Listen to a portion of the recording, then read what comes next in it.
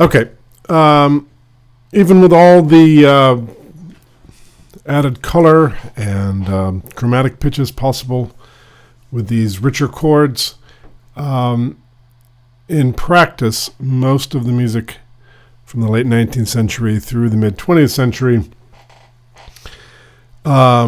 goes even further. They move especially to other keys. A lot of modulations, sort of unprepared modulations, right? So it'll be in one key in one measure, and then chord progression in another key in the next. And you just need to be sort of aware of that. And while that might seem like that would be a lot of stuff to keep track of, the way that these modulations happen tend to be in a very limited number of sort of stereotypical little progressions, the most common one being either a straight-up secondary dominant to a tonic of another key, or a secondary dominant preceded by a 2 chord in the key that you're modulating to. So let's break that down. You probably remember from last semester what a secondary dominant is. Basically, I think the simplest way to think of it is that every other chord in the key, or really any other chord of any kind, can be moved to from wherever you start just by putting its dominant chord, a 5, a 5/7, before it, right? So the idea is that for a moment, this new dominant chord seems out of place, and then it resolves into the new tonic, and we accept it, right? So to understand how to see a secondary dominant and what to call it, you just really have to think of it's the 5 in the key of the chord you are going to. Okay, so let's take some simple examples from right within a key. If you think of really any of the other possible chords in a major key, say the 6th chord, right, which is a tonic function chord. If we're in the key of C, we would have C, and then moving to A. It's an extremely common progression.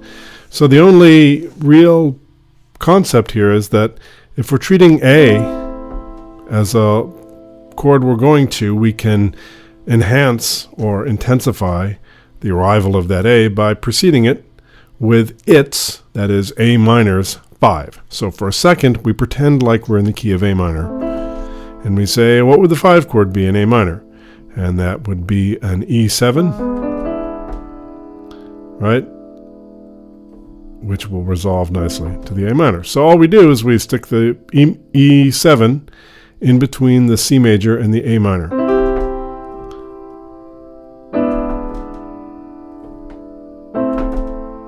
Okay? And even though this chord, the E7, is not in the key, it's got a G sharp in it, and it does sound momentarily sort of out of place because it resolves so familiarly to the A minor, it goes down pretty easy, right? So any of the chords, any of the other, 5 of the other 6 chords in the key can have a secondary dominant, right? So the 2 can have a secondary dominant, right? In the key of C, that would be A7. The 3 can have a secondary dominant. That would be in the key of C, B7, because B7 is the 5 of 3. The 4 chord, F, can have a secondary dominant. That would be C. And to really make it convincing, you need to make it C7, because otherwise it just sounds like the C major chord.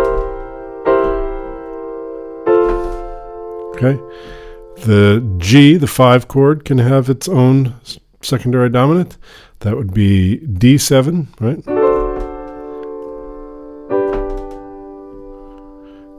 We just saw about the A minor. That can have E7. Which leaves the 7 chord, which cannot have a secondary dominant. Why? Because it's a diminished chord. You really can't resolve to a diminished chord, right? So in practice, the 2, the 3, the 4, the 5, and the 6th chord can all have a secondary dominant, and it's really fine. That is, we barely register those secondary dominants as foreign chords. They're so familiar, they happen so often. All right. So step number one is to just be able to recognize them. And almost always what it means is there'll be an accidental in the texture, and you look at it, and it turns out that it is the major third of a seventh chord, or the leading tone to the local tonic, the chord that you're tonicizing, right? So in that case of the C major to the A minor, you would see C major, then you would see this G sharp floating out there in space, and you think, what the hell's that? And then you realize, oh, look, that's just resolving up a half step. And that's an A minor, so then you look at the chord and you think, oh, geez, that's just an E7 chord. That's a secondary dominant. That is the 5 of 6. And you've just imported it into the texture for a second to make the 6 seem extra special cool. Okay? So that's a pretty simple thing to do once you get used to it. You just start looking for these accidentals, which are leading tones. That is, they are the major third of a dominant seventh chord, because that's what the leading tone is in relation to a 5 chord. All right. So the second bit of information that you need to couple to that is just sort of expanding upon that one level. And that is, rather than just use a secondary dominant, which had been happening since all the way before Bach, composers, especially pop composers, started sort of enriching that concept by one more chord.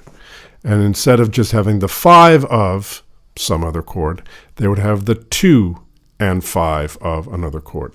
So if you think about the 2 and 5 in C major, that's D7, D minor 7, right?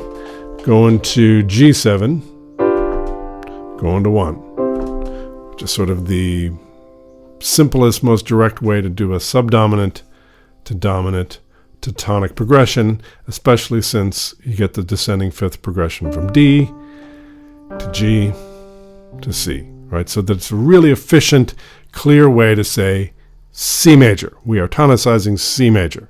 So much so that sometimes you would just even leave off the C major and then move on to another progression, and just that is enough to say key of C major. It's a subdominant, dominant. You can sort of fill in the rest for yourself. So if we take our original example of A minor, they would start on C, right? And we're thinking about A minor. We know that the 5 chord is E. If we were in A minor, the 5 chord would be E or E7, right? A dominant 7th chord. Well, what would the 2 chord be? Well, in A minor,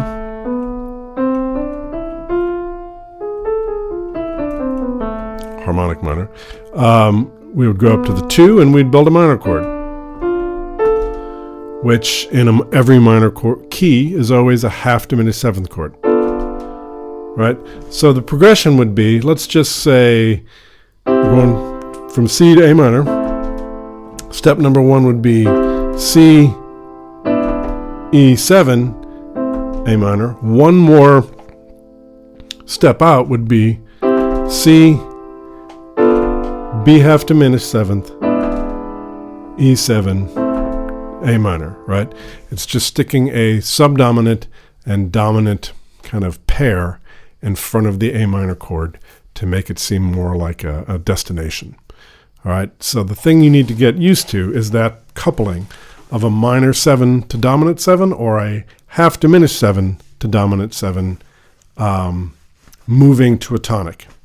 And they started doing that to pretty much any key you could think of, not just the keys whose tonics were in the scale, but they could move to any key. Let's say, for instance, instead of A minor, I wanted to move to something really distant, like F sharp minor. So I start in F C major, and my target is going to be F sharp minor, which is a pretty foreign key to C major, right? But I can get there the same way. All I have to do is think of what's the 2-5 in relation to F sharp minor. The 2 is going to be a whole step up, and it's going to be a half diminished 7th, because 2s in minor keys are always half diminished 7ths. So it's going to be G sharp half diminished. And what's the 5 in F sharp minor? It's going to be C sharp dominant 7th. So my progression would be C major, and then this exotic jump to G sharp half diminished seventh, which is still going to sound pretty weird, but because of what it does, that is because I followed up by going to C sharp 7,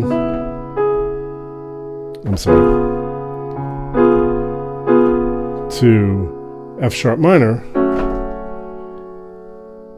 right? It's the sense of inevitability once you get there that kind of makes the progression work. Let me see if I can do that all together.